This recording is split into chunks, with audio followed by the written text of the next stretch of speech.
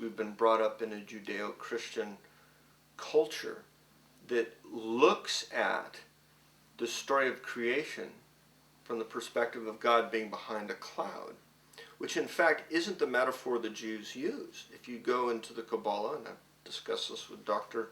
Rabbi Philip S. Berg, by the way, that they realized that man's suffering, his sin as it were, was when he separated himself from God. And in fact, if you go to the source of that erroneous notion of being separate from God, it's a misinterpretation of a biblical tradition that existed for at least hundreds of years before this misinterpretation occurred.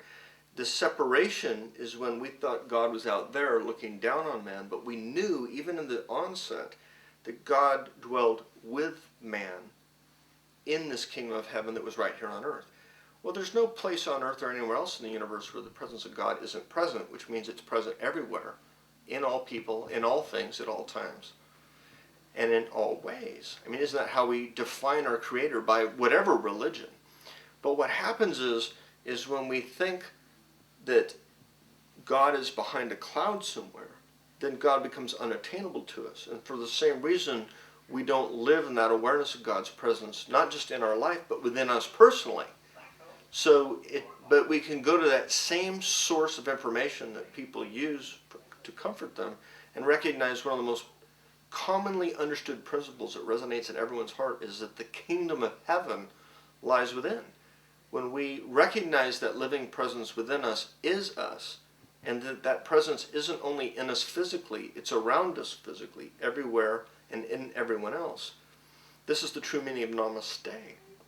When we recognize that divine presence in another human being, or in another life form, or even in life itself, in its truest sense, that we're never separated from God. And that's the true realization, is that all these appearances, whether it happens to be this flesh or another's, these are all arisings, and there's something that underlies everything that appears to us.